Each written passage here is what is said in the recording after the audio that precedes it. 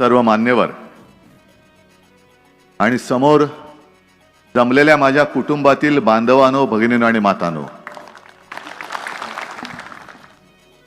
निखिलजी तुमच्याप्रमाणे माझाही, माझ्याप्रमाणे यांचाही आणि यांच्याप्रमाणे या कॅमेऱ्याच्या पलीकडे बसलेल्या लोकांचा आजच्या या दृश्यावरती विश्वास बसत नसेल.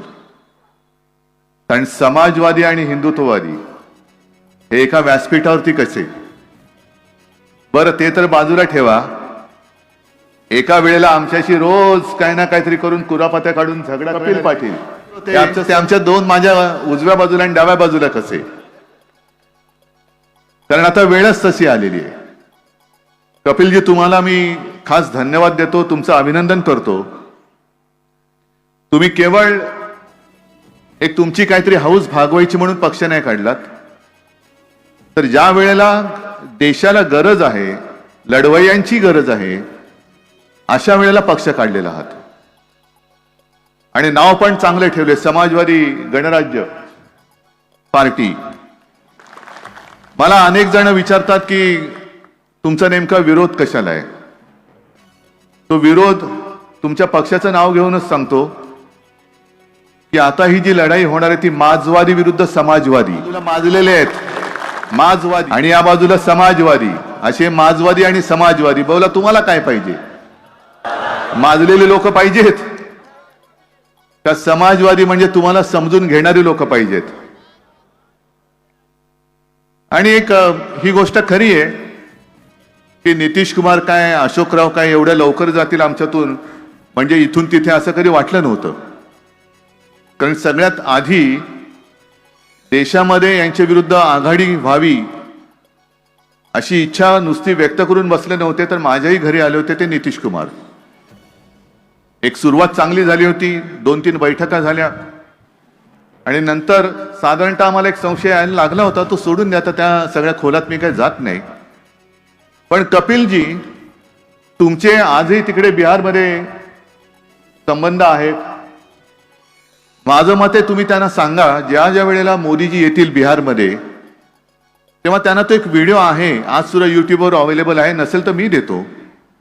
साधारणतः 8-1 वर्षापूर्वीची बिहार मधल्या निवडणुकीत मोदीजींनी सगळ्यांना सांगितलं होतं कि मैं तो नया था, कुछ समझ में बात आ रही नहीं आ रही थी, अब भी आ रही है नहीं आ रही हमें नहीं पता, लेकिन उस वक्त तो मेरे समझ में कुछ बात नहीं आ रही थी. अब सारी बातें समझ में आने लगी है और अब पता चला कि 50,000 करोड़ से कुछ बिहार का होने वाला नहीं है. मग त्यांनी त्याच सभेत सांगितलं कि कितना दे दूं, 50,000 दे दूं कि और ज्यादा? वो लोक वेड्यासारखी म्हणत होती और ज्यादा. 60,000 दे दूं कि और ज्यादा, और ज्यादा. 70,000 दे दूं कि और ज्यादा. असं करत करत जणू काय मतांचा लिलावच मांडलाय. असं करत करत 90,000ला बोली थांबली आणि मोदीजींनी 1.25 लाख कोटीचं पॅकेज बिहारला जाहीर केलं होतं 8 वर्षापूर्वी. नितीशजींना विचारा त्यातले किती पैसे आले आणि किती बिहारच्या जनतेसाठी वापरले याचा हिशोब मांडा. जर 1.25 लाख कोटी आले असतील तर मग आम्ही सुद्धा तुमच्या बरोबर यायला तयार आहोत, आमचं उघडच आहे. पण हा जो काही फसवाफसवीचा खेळ सुरू आहे, पूर्वी दिलीप प्रभावळकरांचा एक चांगला चालायचं हसवा फसवी, आता मोदीजींचं सुरू आहे फसवा फसवी. फसवा फसवी वेगवेगळी रूपं घेऊन येतात, वेगवेगळे काहीतरी. भाई और बहनों, मेरा और आपका बहुत पुराना रिश्ता है. आपण एकदम गांगरून जातो, अरे हो खरं यांचं. पण आपण विसरून जातो की पूर्वी काय बोलले होते. 2 वेळा आमची फसगत झाली.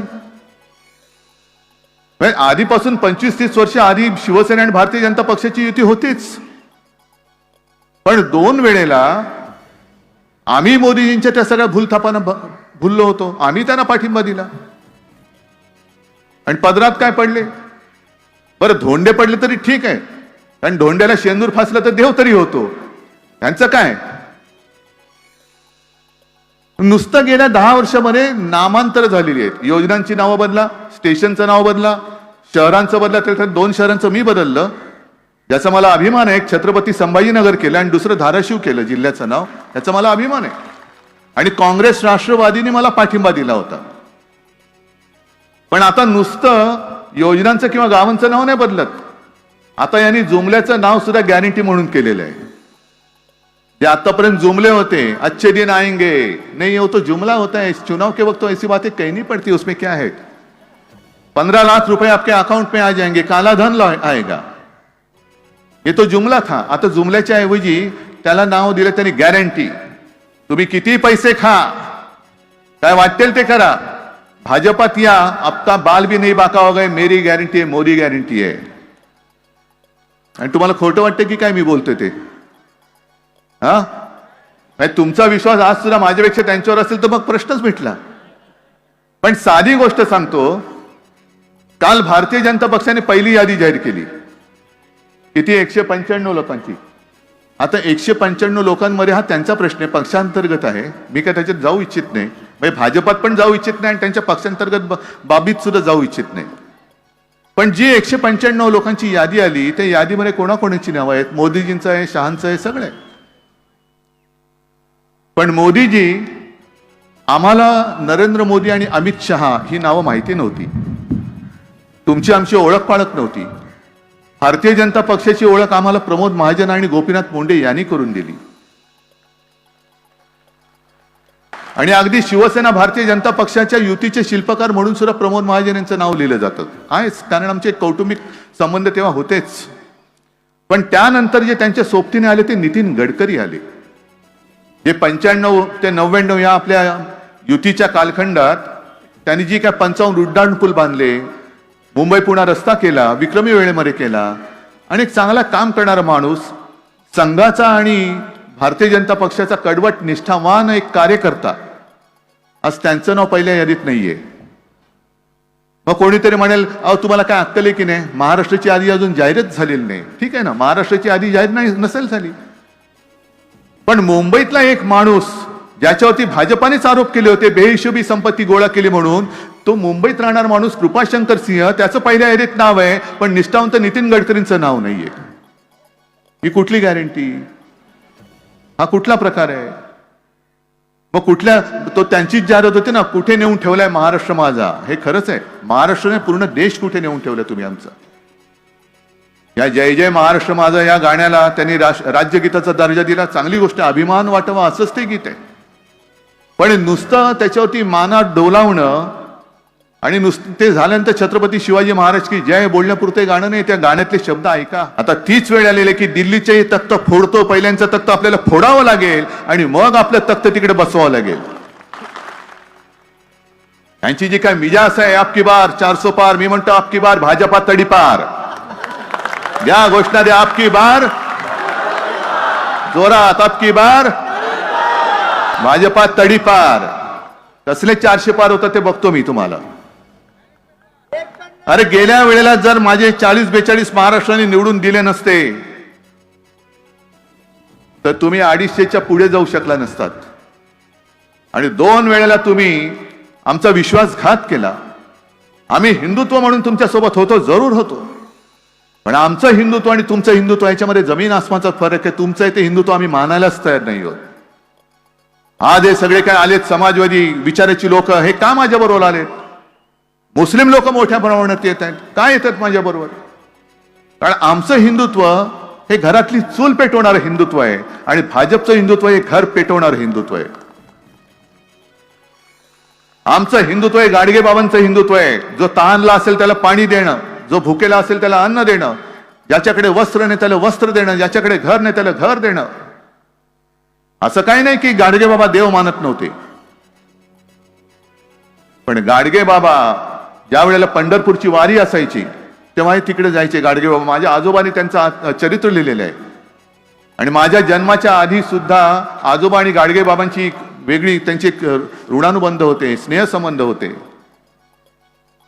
माझी आई सांगायची, बाळासाहेब सांगायचे की गाडगे बाबा घरी यायचे पण ते घरात नाही यायचे, बाहेर बसायचे. आमचं दादरचं घर मला नाही माहिती तुमच्यापैकी किती जणांनी त्यावेळेला पाहिलं असाल, आता तिकडे सुद्धा टॉवर झालाय.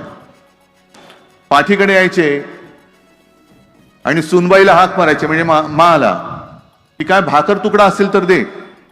आता गाडगे बाबा आले म्हटलं सगळे पण आजोबा वगैरे सांगा, अरे आत याने आतमध्ये नाही, मी बाहेर बसणार. आणि मग मा स्वयंपाक करायला लागली तर ते बोलाय, सुनबाई असं नाही करायचं, तुझ्याकडचा कालचा शिळा काय भाकर तुकडा असेल तर दे, नाही तर मी चाललो. मग ते शिळं काय असेल तर ते खायचे. आणि हे गाडगे बाबा जेव्हा पंढरपूरला जायचे तेव्हा त्यांचा खराटा घेऊन ते तिथल्या त्या चंद्रभागेचं वाळवंट झाडत बसायचे काठ. मग कोणतरी जायचं, काय बाबा तुम्ही दर्शन घेतले की नाही मंदिरामध्ये, आषाढी आहे. ते म्हणाले हा बघ समोर जो पसरलाय ना हा माझा देव आहे. जे वारकरी असायचे सांगायचं हा माझा देव आहे. इकडे मुलं बाळ महिला किती आलेल्या आहेत. इकडे जर का साफसफाई नसेल, कचरा साठला तर रोगराई येईल.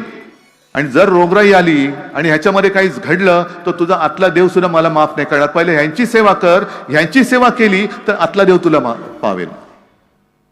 हे आमचं हिंदुत्व आहे. कारण हे संस्कार लहानपणापासून आमच्यावरती झालेले. आज तुम्ही सगळेजण सोबत आल्यात, महाराष्ट्राच्या कानाकोपऱ्यातून आलेला आहात. नेमकं काय करणार? आप आगे बढ़ो, हम तुम्हारे साथ है. आले सगळे तुम्ही साथ. काय करायचं काय सांगा मला. मला कुटुंब प्रमुख मानता, त्याच्याबद्दल तर नक्कीच मी तुमचा ऋणी आहेच. पण नेमकं काम काय करणार? कारण तर पैसा तर अमाप आहे. बरं, गेले 75 वर्ष काँग्रेसने देशाला लुटलं. वर्षाताई मला माहित नाही, वर्षाताई तू किती, वर्षाताई आणि वर्षाताईचे वडील किती वर्ष काँग्रेसमध्ये आहेत, त्याच्यामुळे काँग्रेसने देशाला किती लुटलं आपण हिशोब काढूया. अर्थतज्ञ बसलेत. मला सांगा, आता जो काही एक ताळमेळ आलेला आहे निवडणूक रोख्यांचा, त्याच्यात भाजपाकडे किती कोटी आहेत? 8,000 कोटी. आणि काँग्रेसकडे किती आहेत? 800 कोटी. मग कोणी देशाला लुटला? किती, कोणी लुटला? काँग्रेसकडे तर 800 कोटी असतील, यांच्याकडे 8,000 कोटी आहेत. ते सुद्धा गेल्या 10 वर्षातले. म्हणजे जे काँग्रेसला 70 वर्षात जमलं नाही ते आम्ही करून दाखवलं. हे मोदी बोलतात हे एकमेव सत्य आहे की जे काँग्रेसला पैसे जमलं नाही ते भाजपने करून दाखवलं. 800 कोटी काँग्रेसने जमवले, यांनी 8,000 कोटी. आणि तरी काँग्रेसवरती आरोप करतायत यांनी देशाला लुटला. संपूर्ण एक असं वातावरण करायचं आणि ह्या पैशाचा वापर किंवा गैरवापर जाहिराती करून करायच्या. मोठमोठ्या जाहिराती मी प्रत्येक माझ्या सभेत सांगतो. एखाद्या महिलेचा, गरीब महिलेचा फोटो लावायचा आणि त्याच्याबरोबर बाजूला लिहायचं अशा 50 लाख कुटुंबियांना प्रधानमंत्री आवास योजनेमध्ये घर मिळालं. अशी ती महिला असते की जी कुठे शोधायची म्हटलं तरी सापडणार नाही. पण गेल्या वर्षी एका न्यूज चॅनलने त्याचा पाठपुरावा केला आणि त्या बाई बंगालमध्ये सापडल्या. लक्ष्मीबाई त्यांचं नाव. मग त्यांच्या घरी गेल्या. मोठ्या एका पेपरमध्ये फुल पेज जाहिरात आलेली. त्या लक्ष्मीबाईंचा फोटो, मोदीजींचा फोटो. आणि गेल्या वर्षी असं लिहिलं होतं की असं जवळपास 24 लाख कुटुंबियांना मोदीजींनी छप्पर दिलं. मग त्या वार्ताहर बाई होत्या, त्या घरी गेल्या शोधत. आणि मग त्यांनी विचारलं की आपका नाम लक्ष्मीबाई है? हाँ. आपकी तस्वीर आई है? हाँ. कुछ लोगों ने मुझे सुबह उठा तो मुझे पता चला, कुछ लोगों ने कहा कि आपकी फोटो आई है. तो ये फोटो कब ली? तो हमें पता नहीं ये कब ली. तो आपको क्या घर मिला? ये घर आपका है? तो ले हाँ मेरा है. मेरा नहीं, मैं यहाँ रहती हूँ, मेरा नहीं है, ये तो किराए का घर है. लेकिन इसमें तो लिखा है आपको घर दिया. तो ले देखो ये घर है, 500 रुपया महीना मुझे भाड़ा देना पड़ता है. मग त्या बाईने सांगितलं की कुठेतरी त्या कामाला गेल्या होत्या, तिकडे बहुतेक हा फोटो काढला असेल. म्हणजे कोणाचाही कशाचा पत्ता नाहीये, पण फोटो आहे आणि बाजूला प्रधानमंत्र्यांचा फोटो आहे म्हटल्यानंतर आपण विश्वास ठेवतो की अरे माझ्या गावात नसेल पण बाजूच्या गावात नक्की घर दिलं असेल. कारण प्रधानमंत्र्यांचा फोटो आहे. अजूनही जनतेचा सरकारवरती नाही पण सरकारी जाहिरातीवरती थोडा विश्वास आहे. आणि इकडेच आपण फसतो. उज्ज्वला योजना, एवढ्या लाख लोकांना आम्ही गॅस सिलेंडर दिला, एवढ्या कोटी लोकांना आम्ही रोजगार दिला. कुठे आहे, कुठे रोजगार कुठे आहे? आणि संपूर्ण वागडी जी तुम्ही फिरता, आम्ही सगळेच फिरतो आहोत, तुम्ही सुद्धा फिरतात. तुम्ही तर जनतेमध्येच असता. जिथे जिथे जातो तिथे असंतोष आहे. शेतकरी आक्रोश करतोय, कामगार आक्रोश करतोय, विद्यार्थी आक्रोश करतोय. पण सगळ्यांच्या मनामध्ये एकच भीती आहे की ईव्हीएम मध्ये काय होणार.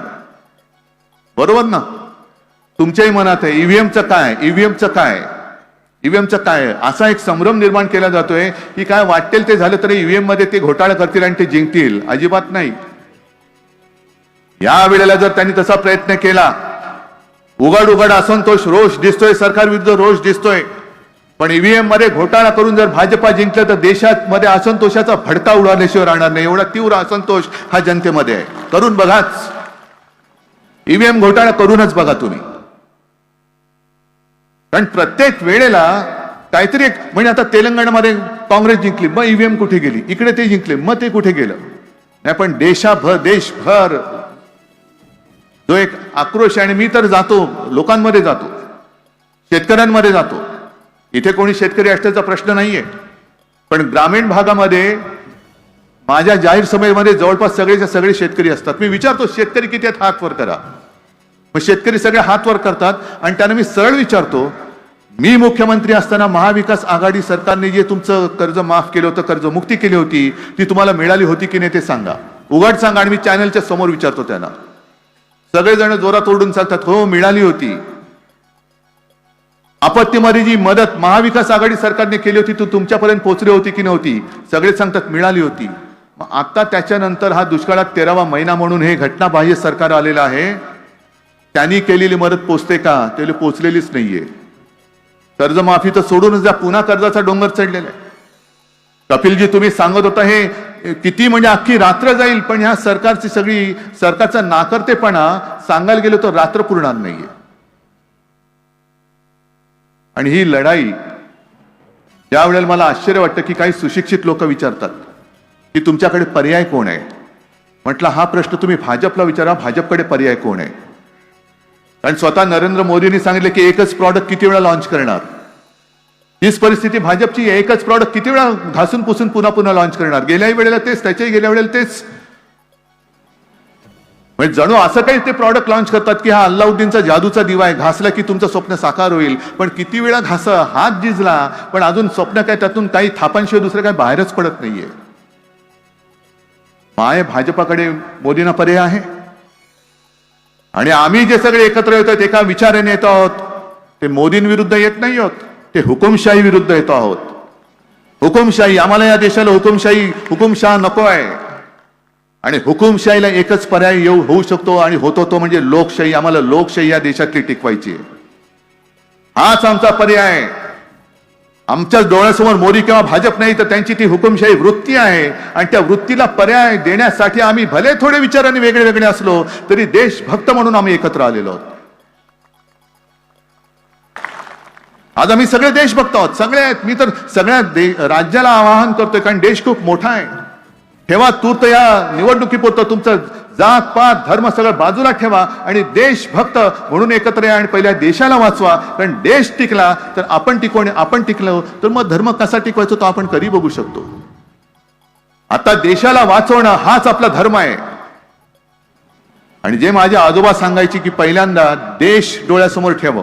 देश, आशीर्वाद द्यायला देव पाठीशी पाहिजे, पण देशसेवा आणि देश हा आपल्या नजरेसमोर असला पाहिजे आणि आशीर्वाद देणारा देव हा पाठीशी असला पाहिजे. आज हे लोक देव समोर ठेवतायत आणि देश कुठे टाकलाय हे त्यांना सुद्धा कळत नाहीये. नुसतं राम नामाचा जप करताय, आणा ना राम राज्य आणा. मग तुम्ही मणिपूरमध्ये जाऊ शकला नाहीत, पण लक्षद्वीप मध्ये जाऊन पाणबुड तिकडे डुबून आलात, पाण्याखाली जाऊन आलात. द्वारकेत तिकडे पाण्याखाली जाऊन आलात, समुद्राच्या तळाला जाऊ शकता, पण मणिपूरमध्ये जाऊ शकत नाही. राम राज्य आणि प्रभू रामचंद्राला देव का मानतो? कारण त्यांनी जसा कारभार केला होता. तुमचा नुसताच भार आहे, कारभार कुठे?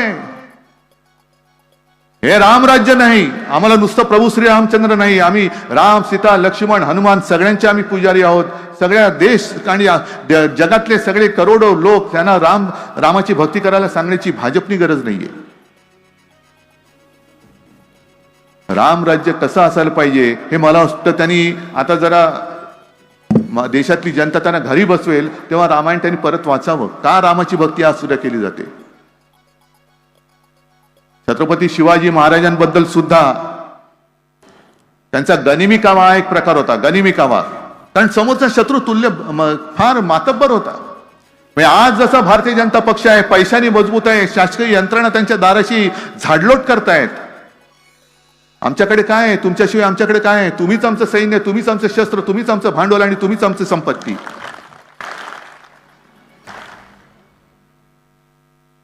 मग छत्रपती शिवाजी महाराजांनी सुद्धा गरिमी काळाचा तेव्हा अवलंब केला होता, पण संपूर्ण इतिहासामध्ये एक सुद्धा उल्लेख असा नाही की छत्रपती शिवाजी महाराजांनी त्यांच्या मित्राला दगा दिला. एक सुद्धा उदाहरण मिळणार नाही. तुम्ही नावं मोठी मोठी घेतायत, प्रभू रामचंद्राचं घेताय, छत्रपती शिवाजी महाराजांचं घेताय, पण त्यांच्यापैकी काहीतरी एक कण तरी तुमच्यामध्ये आलाय का हा पहिला विचार करा.